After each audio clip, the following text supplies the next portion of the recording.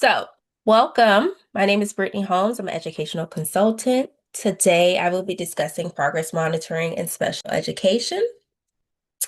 In this presentation, we will define what progress monitoring truly entails, particularly in the context of special education, where tailored approaches to teaching are vital. We will also explore its importance as a mechanism for fostering accountability and responsiveness in educational interventions. And then lastly, this presentation aims to provide a comprehensive overview covering key principles, tools, implementation strategies, and challenges in the domain of progress monitoring. So let's start first with an explanation of what progress monitoring is. Progress monitoring refers to the systematic process of collecting and analyzing data to assess students' performance, evaluate instructional effectiveness, and guide evidence-based interventions. It is especially critical for learners with special needs because it helps educators tailor instruction, track growth over time, and then ensures that students continue to make improvements.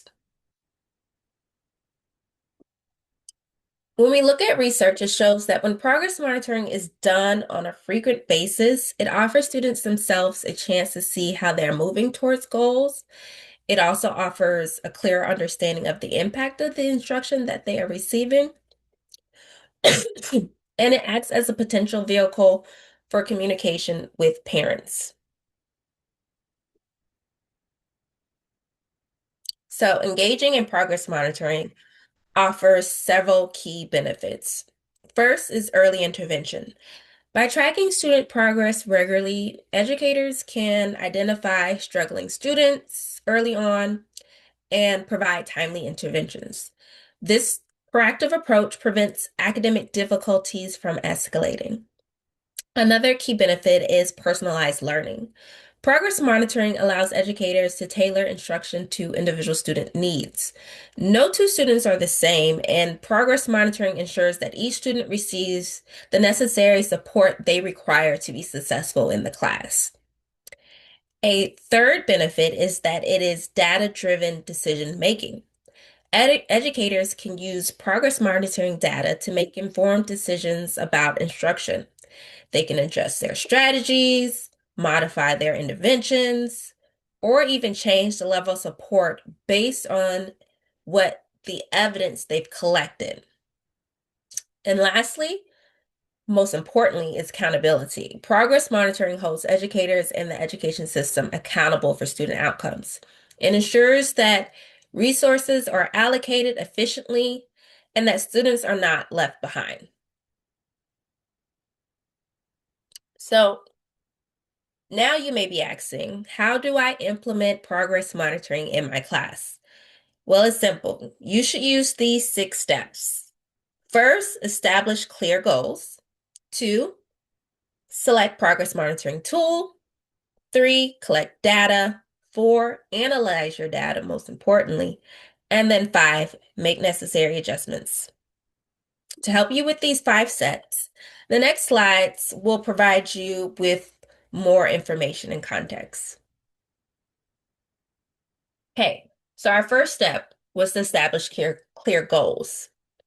Begin by identifying specific goals such as monitoring reading, fluency, math problem solving, or overall academic growth, and establish measurable learning objectives that align with student needs. So, for example, we have Jasmine.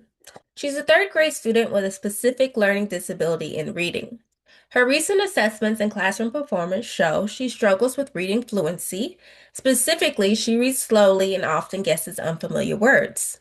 During small group instruction, her teacher notices that Jasmine reads about 45 words per minute with 70% accuracy, while her peers are averaging 80 to 90 words per minute with 95% accuracy. Jasmine becomes frustrated during reading activities and tends to avoid independent reading tasks. So for this situation, and a goal that a teacher could have for Jasmine, our third grade student, is that by the end of the 9-week grading period, Jasmine will read a grade level passage at 55 should say 75 words correct per minute, with at least 80% accuracy as measured by weekly curriculum assessments. This goal focuses both on increasing Jasmine's words per minute and accuracy, which we've identified as something that Jasmine needs support with.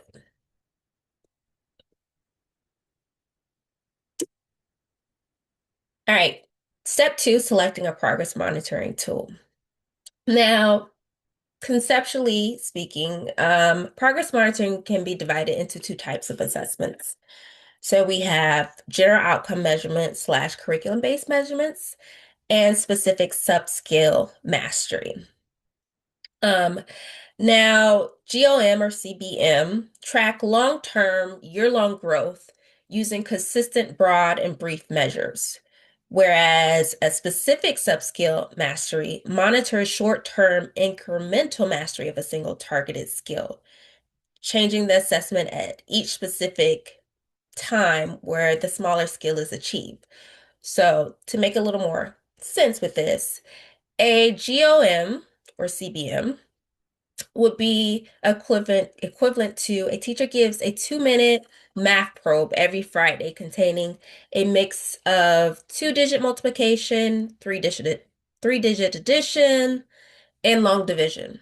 The goal here is to monitor if the student is generally progressing in math over the whole year.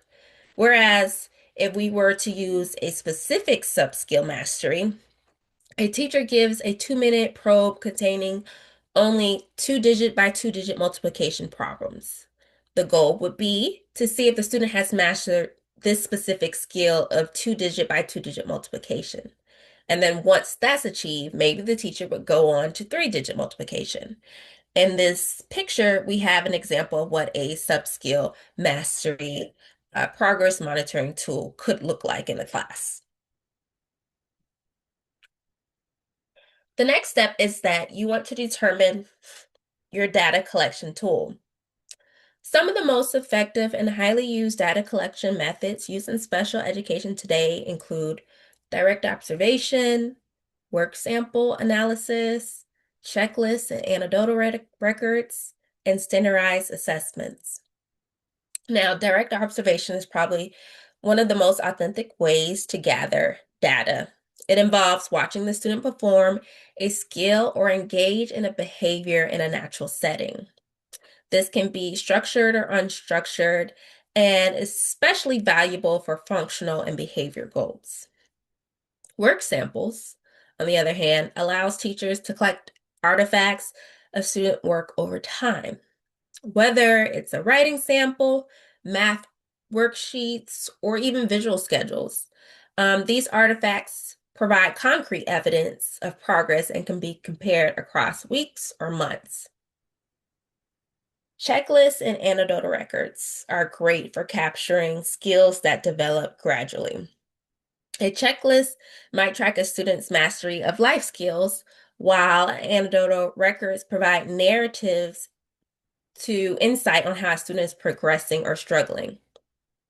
And finally, standardized assessments and benchmarks are often sometimes formal district-wide tests or informal teacher-created benchmarks that are used regularly to see where the student stands relative to grade level expectations. When determining the data collection tool that you want to use, keep in mind that a variety of these paint a good picture of what a student knows. And often the most accurate picture comes from using multiple methods together to triangulate data to get an understanding of what a student is learning and understanding in the class. So, step 4, you want to analyze data. And this is probably one of the most important steps that often teachers struggle with the most. Um, it's not just about collecting numbers, it's about using them intentionally to improve student outcomes. So, when we talk about interpreting data, we're going beyond surface level scores. Effective data interpretation requires us to understand the context behind the numbers. So, we want to ask questions like what skills were assessed, what instruction occurred prior to this assessment, or are there any external factors influencing the performance of the student? The goal is to move from raw scores to actionable insight that directly informs the next steps. After you've interpreted your data, you want to identify trends. So one data point tells us very little, but patterns over time tell us much more. Through continuous analysis, we can determine whether a student is improving, plateauing, or regressing. This allows us to act early, either by providing targeted intervention or offering enrichment when students are exceeding expectations. Trend data is what makes progress monitoring meaningful. And then the last step, data must lead your action. So the purpose of analysis is to inform instructional decisions, and we want to use data effectively. We want to adjust teaching methods, our pacing, our grouping of students, and the supports that we choose to provide to our students so that we can fulfill their needs and accomplish their learning trajectories. In other words, we want to make sure that data should drive instruction, not just document it. Ultimately, by analyzing data, we are being responsive as teachers. It ensures that our instruction is proactive, it ensures our instruction is personalized, and it also ensures that our instruction is aligned with student growth. All right, so in our efforts to analyze data, you want to make aligned graphs. So once you have enough data points and they've been collected, the educator can begin evaluating a student's performance to determine whether they are on track to meet their short or long-term goals. To ensure reliable decision-making, it's recommended to collect and graph at least 6 to 8 data points. Gathering more data helps to reduce the likelihood of errors and provide a clearer picture of the student's progress over time. So, for example, if you are progress monitoring once per week, an educator should plan to review data and adjust instruction approximately every 6 weeks. Now, if you are progress monitoring twice per week, and instructional decisions can be made approximately every 3 weeks. This structured approach helps ensure timely and effective instructional adjustments based on each student's learning needs. Now let's go ahead and evaluate these graphs. So when you are looking at your data points, you want to determine if they are above, below, or in line with the goal line. This helps to make informed data-based instructional decisions, a process commonly known as data-driven instruction.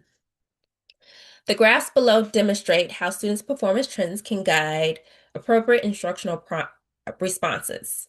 So in each graph, the blue line represents the goal, and the red line represents student data. So looking at the first line graph on the left, the student is falling below the goal line, which would be an indicator that the teacher needs to revisit instruction, because once again, the blue line is the goal, and the student who's in the red is performing below that. When we look at the second graph, we see that the student is performing above the goal. They are in the red, the goal is in blue. This indicates that the goal line needs to increase. You might want to offer enrichment activities for this student. In our final graph, the third graph, we see that the data line and the goal line is split, which indicates that the teacher should continue to collect data and make no changes into the instruction until we get a clear picture like the lines on the left. Now, while progress monitoring is essential, several challenges may impede its effectiveness. Time constraints. Time constraints are a common hurdle. Educators often struggle to balance various responsibilities, which reduces the frequency and quality of data collection. To combat this hurdle, teachers should integrate progress monitoring to existing routines for efficiency. Perhaps using progress monitoring in your small group activity or your exit slip activity. This way is something that you do regularly that you don't have to think too much about, that your students can also partake in. An additional barrier to progress monitoring, often cited by teachers, is data accuracy and overload. To assist teachers with this challenge, use paraprofessionals and technology to streamline data analysis and to help take consistent data. You have the extra hands in a special education classroom typically, so use those extra hands to help make some of the tasks that you need to do a little easier. So as I mentioned in the last slide, teachers should use technology to streamline data analysis to help take consistent data. Tools that teachers can use include online platforms that facilitate and provide instant feedback to educators and students, such as learning management systems, which are software applications used to plan, implement, and manage educational courses, or training programs like Canvas, Prodigy, which is an adaptive game-based learning platform for children that's aligned with curriculum standards, or Edpuzzle. There's a variety of assessment tools out there. Just do a little bit of research to find which one works for you. And then teachers can also use mobile apps to collect real-time data entry like Class Dojo, which is a very common app that a lot of teachers use to help facilitate classroom management through behavior tracking in their classroom. You could also use a Ditto, which helps teachers to manage classroom tasks like assessments, incidents, and behaviors, and it also provides parent notification. So just like the digital assessment tools, there are a variety of mobile apps that teachers can employ in their classroom to help their life be a little bit easier in the classroom by collecting data and also being able to share that data with with parents. To enhance the effectiveness of progress monitoring, adopting best practices is vital. Regular reviews of data ensures that educators consistently engage with the information and actively adapt their practices in response. A collaborative approach fosters a sense of community and innovation, as various perspectives contribute to a richer understanding of student needs. Include the other teachers. Let them know what you're doing in your classroom. It helps to paint a bigger, full, complete picture of students' progression in school. And then, as I mentioned earlier, leverage technology. By integrating digital tools in your process, it can help streamline data collection and enhance communication between educators and stakeholders, facilitating a more responsive approach to learners' needs. So the key takeaways on progress monitoring. Um, we've talked about a lot with progress monitoring with special education, from core definitions and principles to best practices and implementation strategies. The ongoing nature of monitoring cannot be overstated. It is fundamental to ensuring that each student receives the tailored support they require for success. When looking ahead, we can expect the advancements in data and analytics and personalized learning environments will continue to play a significant role in shaping the future of special education by fostering a more collaborative and effective approach to student support. So it's very important that teachers take the time to do the work now. And since it is the beginning of the year, it's a little easier to implement it so that you can use it moving forward in your classroom throughout the rest of the year.